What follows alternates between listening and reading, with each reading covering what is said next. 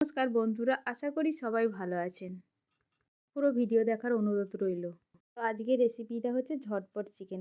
তো দেখুন, বাচ্চারা বাড়িতে থাকলে তাদের কি বলুন তো, হঠাৎ হঠাৎ ভালো মন্দ খেতে ইচ্ছা করে।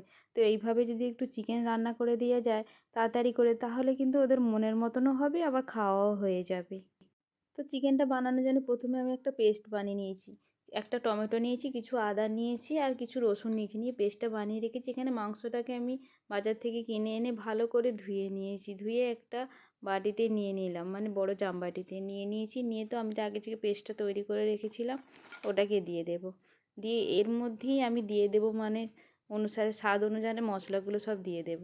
1 চামচ হলুদ গুঁড়ো দিয়ে দিয়েছি, 1 চামচ লঙ্কা গুঁড়ো দিয়েছি, আর সামান্য একটু কাশ্মীরি মির্চা দিলাম। 1 চামচ নুনও দিয়ে দেব। দিয়ে ভালো করে মাংসটাকে আমি এখানেই মেখে নেব। বেশ কিছুটা সময় ধরে মাংসটাকে বেশ মেখে নিয়েছি। নিয়ে মেখে রেখে দিয়ে আমি এখানে একটা কড়াই চাপিয়ে দেব।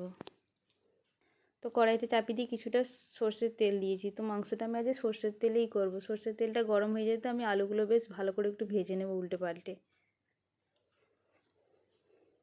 দেখুন, বাড়িতে কুটুম চলে এলে কি বলুন তো, ঝটপট করে রান্না যদি না করে দেওয়া যায়, বেশ অনেক কিছু রান্না করতে গেলে অনেকটা টাইম লেগে যাবে। যদি একটু মাংসকে একটু তাড়াতাড়ি করে রান্না করে দিয়ে যায়, এক তরকারিতে কিন্তু খেতেও ভালো লাগে। তো এখানে আমি একটু গোটা গরম মশলা দিয়ে দিয়েছি, 2টো তেজপাতা দিয়ে দিয়েছি, আর সামান্য একটু জিরে দিয়ে দিয়েছি।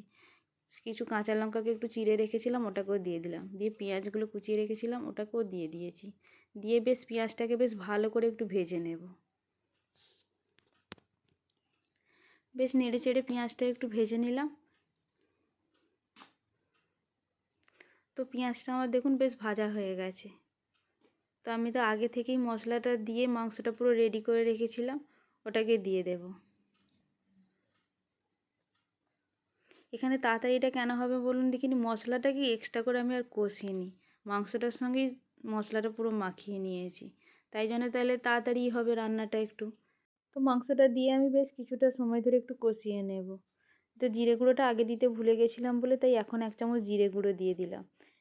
দিয়ে নেড়ে চেড়ে বেশ একটু কষিয়ে নিয়েছি। দেখুন তেল ছেড়ে গেছে মাংসটা থেকে। তো আমি এখানে বেশি জল দেব না। মুরগির মাংসতে কি বলুন, 1 গাদা জল দিলে বেশ খেতে ভালো লাগে না, বেশ একটু বেশ মাখা মাখা থাকে, তাহলে কিন্তু খেতে ভালো লাগে।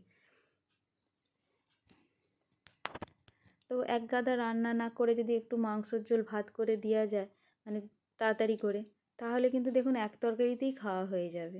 তো 1 বাটি জল দিয়ে দিলাম। তো জলটা আমি একটু গরম করে নিয়েছিলাম, মাংসটা যাতে তাড়াতাড়ি সেদ্ধ হয়ে যায়। তো আলুটা তো আমি আগে থেকেই ভেজে রেখেছিলাম, দিয়ে দিলাম। বেশ কিছুটা একটু ফুটিয়ে নিলাম। তো বেশ হয়েই এসেছে। তো নামাবার আগে 1 চামচ গরম মশলা দিয়ে দিলাম, আর সামান্য একটু ধনেপাতা দিয়ে দিলাম ওপর থেকে। বেশ দারুণ হয়েছে মাংসটা, দেখেই মনে হচ্ছে। যদি রেসিপিটা ভালো লেগে থাকে তাহলে একটা কমেন্ট করবেন। আবার চলে আসবো কোনো নতুন রেসিপি নিয়ে।